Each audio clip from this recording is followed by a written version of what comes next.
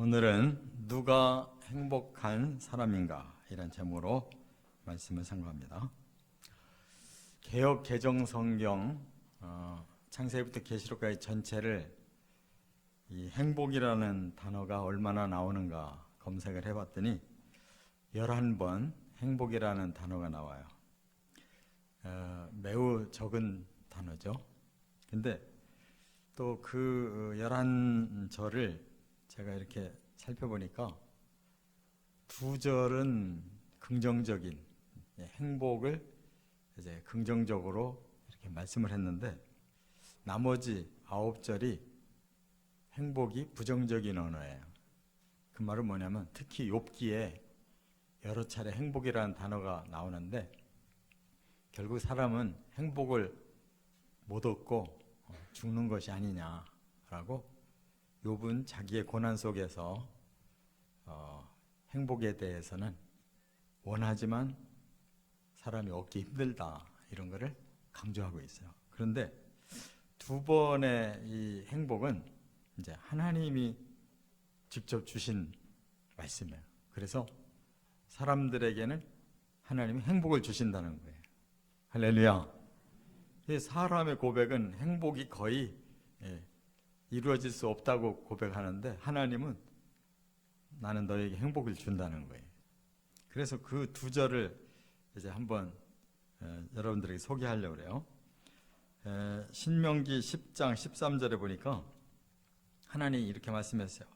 내가 오늘 네 행복을 위하여 내게 명하는 여호와의 명령과 규례를 지킬 것이 아니냐. 그러니까 하나님은 우리에게 행복을 주기 위해서 하나님의 명령과 규례를 주셨다는 거예요. 그걸 지키면 우리는 행복해진다는 거예요. 또 하나는 신명기 33장 29절에 보면 이스라엘이여 너는 행복한 사람이로다. 여호와의 구원을 너같이 얻은 백성이 누구냐. 그는 너를 돕는 방패시요 내 영광의 칼이시로다. 내 대적이 내게 복종하리니 내가 그들의 높은 곳을 밟으리로다. 이 둘 다 하나님이 주시는 행복을 말씀하고 있는데 이제 제가 오늘 설교를 하려고 하는 행복은 이 두 단어 중에 원어가 서로 달라요. 앞에서 내 행복을 위하여 명하는 여호와의 명령과 규례를 지켜라 하는 이 행복은 원어가 토부라고 그래요. 토부. 이 토부라는 것은 하나님이 주시는 모든 좋은 것을 다 합한 거예요. 영혼, 몸, 우리에게 필요한 모든 복, 그걸 표현한 단어인데 행복이라고 번역을 한 거예요. 토부예요. 종합적인 복. 그런데 지금 제가 두 번째 그 행복이라고 소개한 신명기 33장 29절에는 이스라엘이여 너는 행복한 사람이로다 그랬어요. 이때의 이 행복은 토부가 아니고 에쉐르라고 그래요. 에쉐르.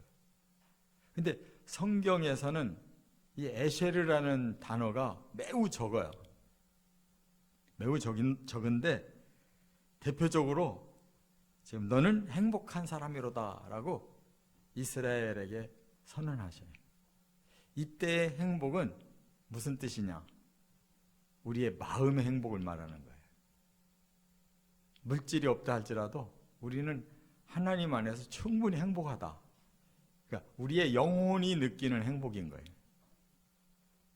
근데 오늘 본문이 바로 그런 행복을 강조하고 있다 그 말이에요. 그래서 누가 행복한 사람이냐? 바로 하나님이 이렇게 선언하신 너의 영혼은 참으로 행복한 자다. 그 말씀이 바로 오늘 본문의 내용의 주제가 된다 그 말이에요. 그래서 우리는 종합적으로 복을 주시면 좋겠지만 이 땅에 살면서 종합적으로 못 받더라도 우선 가장 우선적으로 하나님이 우리에게 영혼의 이 행복감을 주시는 것으로 우리는 감사하면서 그걸 추구해 나가면 진짜 행복해진다는 거 믿으시기 바랍니다. 자, 그러면 세 가지를 힘쓰는 사람이 이 영적 행복이 있다는 거, 그걸 말씀하고 있는 거예요. 첫째는 13절부터 15절까지는 마음을 다스리기를 힘쓰는 사람이 행복하다. 영혼을 행복하게 하려면 영혼을 우리가 마음이라고 그러잖아요. 마음을 다스려야 영혼이 행복해지지 그냥 방치해놓고 행복이 오지 않는다. 그 말이에요. 자, 13절 한번 같이 읽어보겠습니다. 마음의 즐거움은 얼굴을 빛나게 하여도 마음의 근심은 심령을 상하게 하느니라. 자, 여기 보니까요, 이 단어가, 중요한 단어가 세 가지가 쫙 나오는데, 먼저 마음이라고 그랬죠. 그 다음에 얼굴의 표정을 말씀했죠. 그 다음에 끝에는 근심이 있는 사람은 심령을 상하게 한다. 심령이라는 단어가 나오죠. 이 세 가지가, 마음은 우리 정신, 혼을 말하고 심령은 우리의 영을 말해요. 얼굴은 우리 몸을 표현하는 거예요. 그러니까 우리의 마음, 이 마음이 레브라고 그러는데 우리의 혼을 의미하는 거예요. 우리의 지정의를 의미하는 거예요. 너의 지정의를 잘 다스리면 너의 얼굴에 빛이 날 거다. 이 말은 뭐예요? 우리의 몸이 덩달아서 그 마음의 즐거움이 우리 몸의 즐거움으로 나타난다는 거예요. 그래서 이 빛이라는, 얼굴에 이 빛이라는 이 단어가 즐거움이라는 단어예요. 그리고 네 마음을 잘못 다스려서 근심이 있게 되면 심령이 어떻게 된다? 제 얼굴에 써 있는 게 아니라 여기 써 있잖아요. 심령이 상한다. 이 심령은 뭐냐면 루아흐, 원어가 루아흐예요. 영을 말해요. 영. 이 구약에는 하나님의 영도 루아흐, 사람의 영도 루아흐예요. 우리의 마음을 어떻게 가지느냐에 따라서 우리의 몸에 그 즐거움이나 근심이 생기고 우리의 영도 즐거움과 근심이 생긴다는 거예요. 이 원리를 깨달으면 우리가 마음을 근심할 수밖에 없는 상황에서도 하나님의 진리와 성령의 도우심을 통해 즐거움으로 바꿀 수 있다는 거예요. 그래야 우리의 몸도 함께 즐거워하고 우리의 영도 함께 즐거워한다는 거예요. 이 비결을 꼭 깨달으시 바랍니다.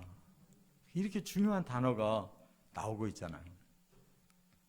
근데 우리가 그냥 자연스럽게 그냥 되는 대로 살면 어떻게 돼요? 사람은 근심이 많아지는 거예요. 왜? 죄인이 뭘 좋은 일이 있겠어요? 부패한 영혼이 뭔 좋은 일이 일어나겠냐고. 그러니까 그냥 자연 그대로의 마음을 가지고 살면 늘 죄짓게 되고 늘 죄의식에 살고 내 마음대로 안 되니까 그냥 마음이 복잡하고 괴로운 거예요.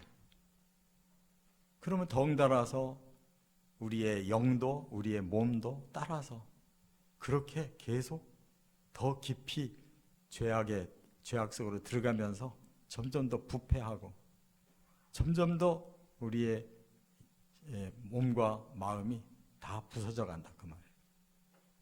그래서 이게 그냥 현상을 얘기하는 거라면은 뭐 그래서 어쩌란 말이냐 이런 거잖아요.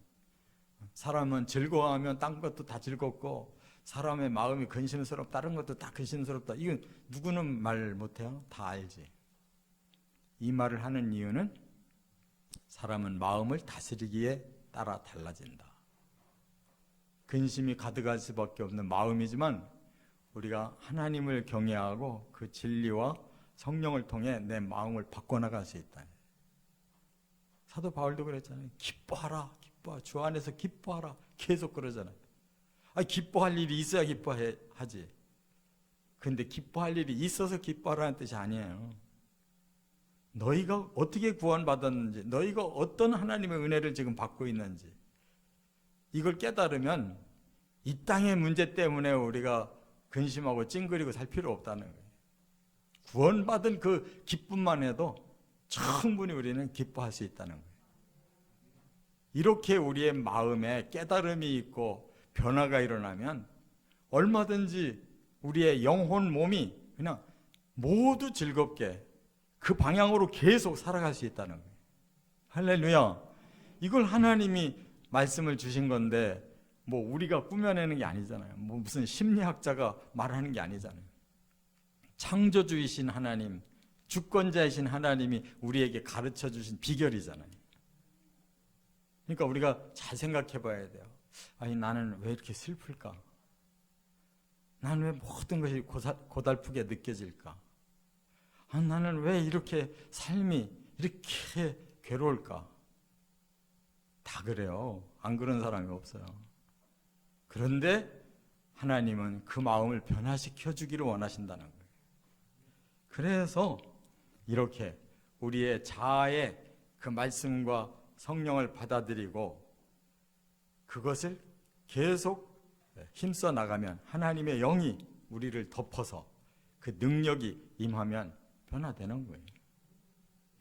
영혼 몸에 즐거운 삶으로 변화되어 가시기를 바랍니다. 그러려면 이제 마음을 다스리는 법을 알아야 되죠. 마음을 어떻게 하면 잘 다스릴 수 있을까? 여기 잠언 16장 32절에 이제 이 말씀도 굉장히 중요한 말씀인데요. 노하기를 더디하는 자는 용사보다 낫고 자기의 마음을 다스리는 자는 성을 빼앗는 자보다 나으니라 그랬어요. 자, 용사. 그 용사가 어떻게 만들어졌는가 생각해 보세요. 그야말로 전쟁에 나가서 막 적을 무찌르고 이길 수 있는 용사가 되려면요, 굉장히 훈련이 필요한 거예요. 아무나 용사가 되는 게 아니에요. 탁월한 능력이 있어야 되는 거예요. 그런데 여기 뭐라고 그랬어요? 용사보다 나은 사람이 있대요. 그 훈련보다도 더 귀한 훈련이 있다. 그게 뭐냐? 자기 마음을 다스릴 줄 알아서 노를 조절할 수 있는 사람. 용사의 훈련보다도 더 위대한 훈련 받은 사람이라는 거예요. 할렐루야. 이것이 우리가 할 수 있는 능력이라는 거예요. 노가 없는 사람은 없는데 그 노를 얼마나 더디낼 수 있느냐에 따라서 마음이 많이 바뀌어진다는 거예요. 오늘부터 시작하시기 바랍니다. 우리 개인마다 다 차이가 있어요. 본래 화를 잘 내게 돼 있는 사람도 있고 화를 잘 안 내는 사람이 있어요. 그러나 겉으로 화나는 것도 문제지만 자기의 마음속에 화가 살아있는 사람이 있어요. 계속 그 화가 자기를 주장하는 사람들이 있다고. 남에게는 표가 안 나도 자기 혼자 계속 화가 있는 사람이 있어요. 못 다스려서. 그거를 우리가 우리 내면에서 다스릴 수 있다는 거예요. 그 훈련이 돼야 된다는 겁니다. 용사가 거저된 게 아닌 것처럼 노를 더디할 수 있는 그 능력이 우리의 훈련이다. 영적 훈련이다. 그거예요. 그런 사람은 용사가 그 훈련을 닦은 만큼 성을 빼앗을 수 있는 그런 놀라운 능력을 가진 것보다 더 큰 능력을 가진 거다. 그러면 뭐 즐거움을 못 얻겠어요? 그 정도의 능력으로 우리의 삶이 평화로운 삶으로 신령한 삶으로 못 바꾸겠냐고. 이 훈련에 비결이 있는 줄 깨달으시 바랍니다.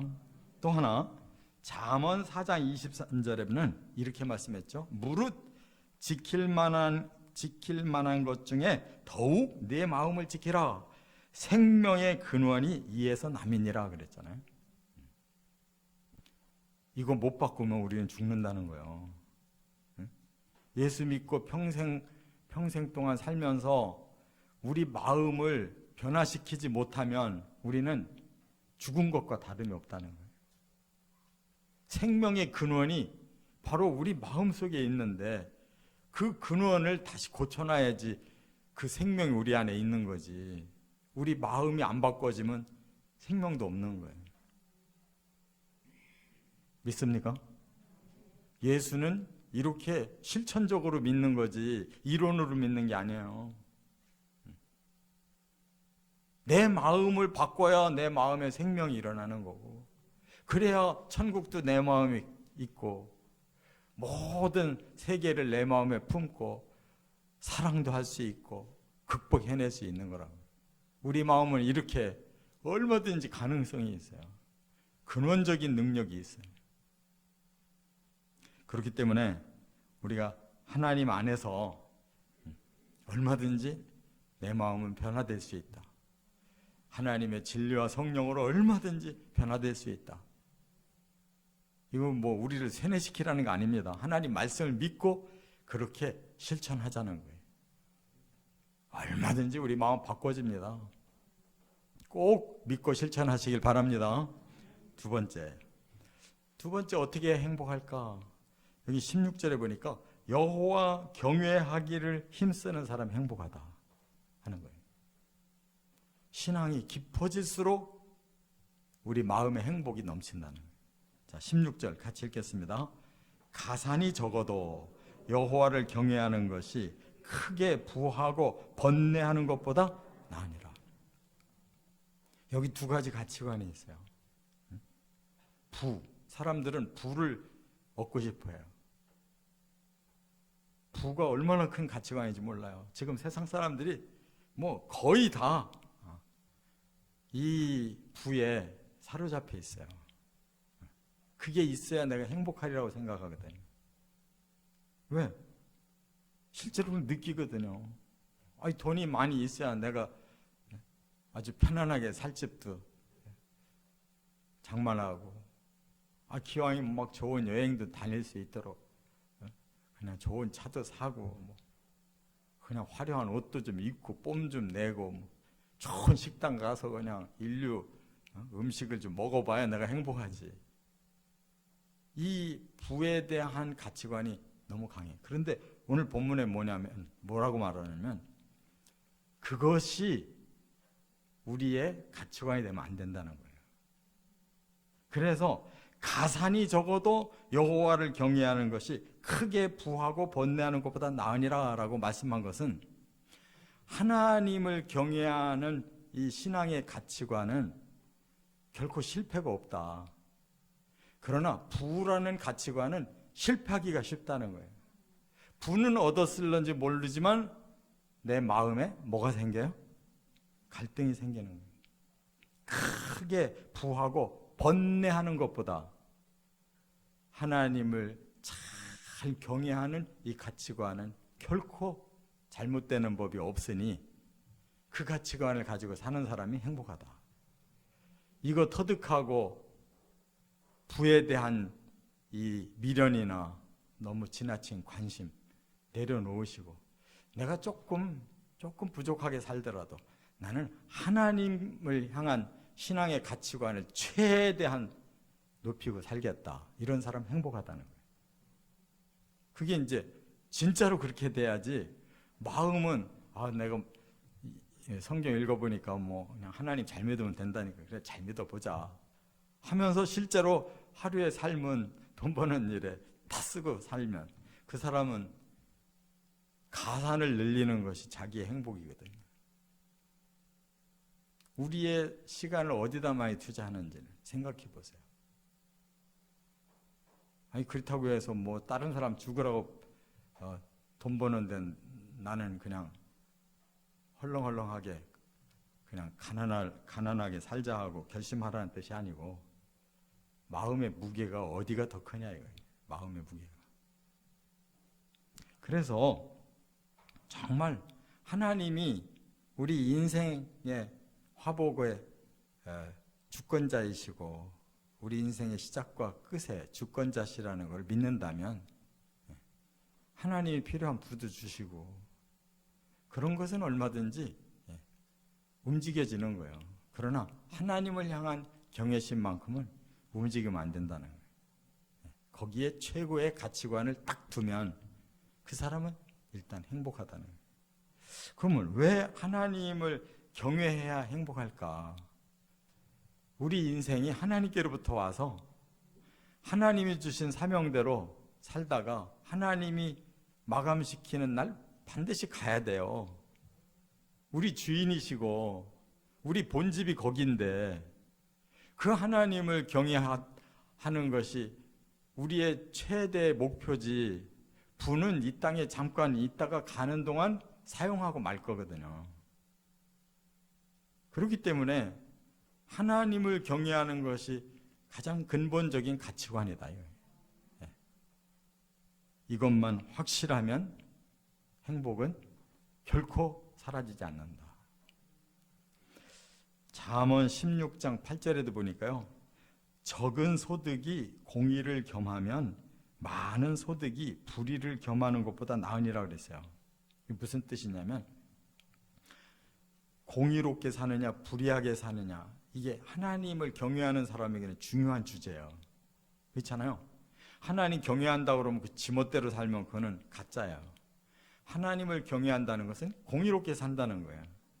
그런데 공의롭게 살려고 하니까 이 물질 문제가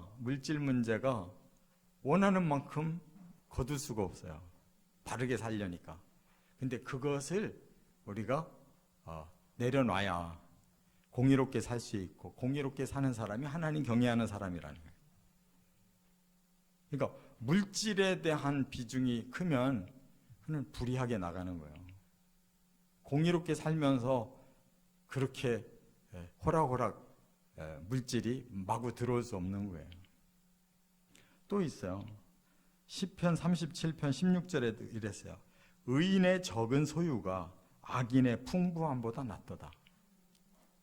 물질에 대해서는 오히려 이게 자칫하면 악에 우리가 빠질 수밖에 없다는 것을 전제하고 있는 거예요. 이렇게 위험한 것을 우리가 가치관으로 두게 되면 실패할 확률이 너무 높은 거예요. 그렇기 때문에 우리는 의인의 적은 소유로서 오히려 행복하다는 사실을 깨닫고 그 물질에 대해서는 조금 초연해질 수 있는 이런 마음, 그 빈 마음에 하나님을 채우는 것이 최고의 행복의 비결인 줄 믿으시기 바랍니다. 이 에쉐르라고 하는 단어를 시편의 한 곳에 썼어요. 제가 소개해 드릴게요. 시편 89편 15절에 즐겁게 소리칠 줄 아는 백성은 복이 있나니 했는데 이 복이라는 말이 에쉐르예요. 그러니까 다시 말하면 즐겁게 소리칠 줄 아는 백성은 행복하나니, 그 뜻인데 즐겁게 소리를 치는 백성이 뭐냐? 뒤에 보니까 여호와여 그들이 주의 얼굴빛 안에서 다니리로다 그랬어요.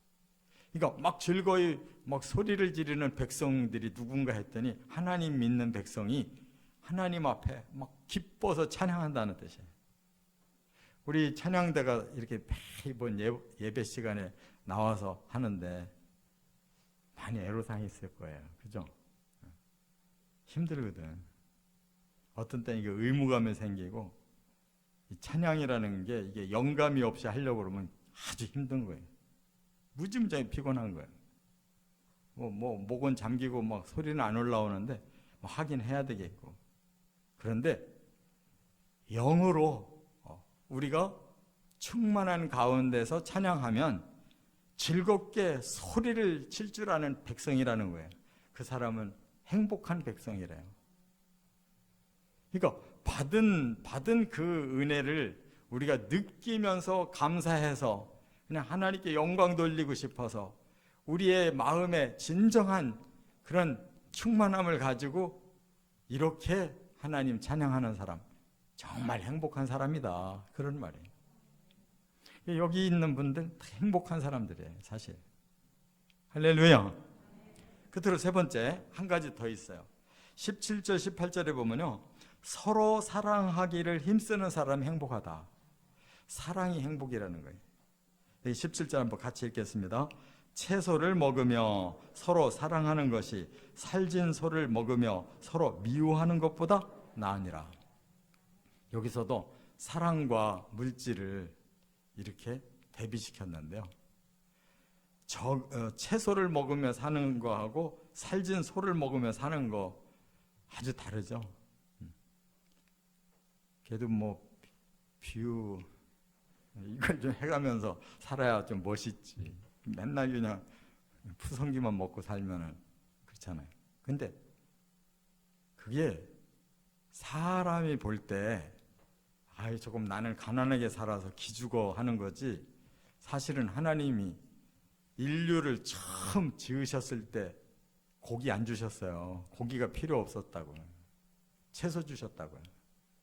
나중에 사람들이 홍수가 나고 나서 살아난 다음에 타락해가지고 마구 잡아먹기 시작한 거예요. 그러니까 하나님이 그냥 허용한 거예요. 그래서 이 동물을 많이 먹는 사람이 병 걸리는 거예요. 채소 많이 먹어서 병 걸리는 게 아니고 성경 원리대로 살면 되는 거예요. 그게 비록 좀 돈이 부족해서 채소를 먹는다 할지라도 그들이 서로 사랑하는 사람끼리 산다면 그 사람 행복하다. 고기 안 먹고 살아도 사랑하고 산다면 그 사람들은 행복한 사람이다. 그런 말씀이거든요. 그렇다면 이 사랑이라는 단어를 한번 생각해 보자는 거예요. 구약에서는요, 이 사랑이라는 단어가 기본 단어가 아하바라고 그래요. 아하바. 그런데 이 아하바는 하나님이 우리를 사랑하는 것도 아하바고, 우리가 하나님을 사랑하는 것도 아하바고, 남자가 여자를 사랑하는 것도 아하바고, 다 아하바예요. 구약에는. 히브리어는 하나로 돼 있어요. 그런데 신약의 헬라어로 그 번역된 사랑은 여러 가지가 있어요. 하나님 우리를 사랑할 때는 무슨 사랑? 아가페. 남녀가 사랑할 때는 에로스. 부모와 자식 간의 사랑은 스톨게. 친구가 사랑할 때는 필레아. 이렇게 다 달라요. 그래서 아니 왜 구약 말씀은 이렇게 단순할까? 그랬더니 사실 알고 보면 똑같은 거야. 하나님 우리를 사랑하는 게, 우리가 또 하나님을 사랑하는 것이 결국 같지, 질이 같지 뭘 다르냐고. 부모와 자식의 사랑이나 친구의 사랑이나 전부 공통점이 있어요. 뭐냐? 사랑하면 주고 싶은 게 사랑이에요. 받으려고 하는 게 사랑이 아니라 사랑이 일어난 사람은 주고 싶어요. 상대방에게. 그래서 사랑과 사랑이 아닌 거를 구별하는 기준이 뭐냐? 받고 싶어 하는 사람 사랑하는 거 아니에요. 그건 소유욕이에요. 소유욕. 사랑은 주는 것이 사랑이에요. 그래서 상대방에게 뭔가를 자꾸 베풀고 상대방을 위해서 해주고 싶어 하는 거예요. 그래서 평생을 책임을 지는 거예요. 하나님 우리를 사랑하셨기 때문에 계속 우리에게 지금 제공하고 계시고 그냥 영원토록 책임져 주시는 거잖아요. 그 사랑은 변함이 없잖아요. 우리가 한번 하나님을 사랑하면 그렇게 뭔가 하나님께 자꾸 공경하고 싶고 하나님 평생 자꾸 따라가고 싶은 거예요. 영원히 하나님과 함께 살고 싶은 거예요. 참 우리를 자꾸 내드리고 싶은 거라고. 바로 서로 사랑하라. 남녀도 그렇고 친구도 그렇고 부모 자식도 그렇고 다 서로가 똑같은 거예요. 사랑이 일어나는 사람이 먼저 주는 거라고. 끝까지 책임져 주는 거예요. 그런데 요즘에 결혼관을 보니까 제가 가만히 보니까 이게 사랑이 아니고 매력이야, 매력. 요즘에 크게 이슈되는 게 뭐냐면 얼굴이 예쁘든지 몸매가 좋아야 서로 이성 간에 사랑을 한다는 거예요. 그건 사랑이 아닙니다. 매력입니다. 매력은 내가 갖고 싶어 하는 거예요. 근데 문제는 매력이 우리에게 언제까지나 있는 게 아니고 길어야 한 1년 반이나 2년이면 그 매력이 사라진다는 거예요. 그럼 그 다음 어떻게 해요? 소유하고 싶었다가 그 매력이 사라지면 버리고 싶은 거예요. 부도 마찬가지예요. 부가 굉장히 매력이 있어요. 돈 많은 사람하고 결혼하고 싶지. 그런데 그것이 계속 그런 게 아니라는 거예요. 그 매력이 떨어지면 버리고 싶은 거예요. 그런데 사랑은 그런 게 아니에요. 아니, 내가 자꾸 주고 싶은 마음이 일어나는데 어떻게 해? 그래서 사랑을 느끼면 아주 진심이 생기는 거예요. 상대방에게 뭔가를 계속 베풀고 싶기 때문에. 그런 사랑이 느껴지는 사람은 결혼해야 되는 거예요. 내가 저 사람을 위해서 뭔가를 더 좋은 걸 주고 싶고, 저 사람에게 더 귀하게 만들어주고 싶고, 저 사람을 위해서 내가 좀 희생도 하고 싶고, 이런 마음이 들어가면 그건 사랑하는 거예요. 근데 매력만 자꾸 느낀다, 그건 사랑하는 게 아니야. 내가 그냥 원하는 대로 소유하고 싶은 거예요. 근데 여기 그런 전혀 총각이 하나도 없네. 이걸 듣고 좀 실천해야 되는데.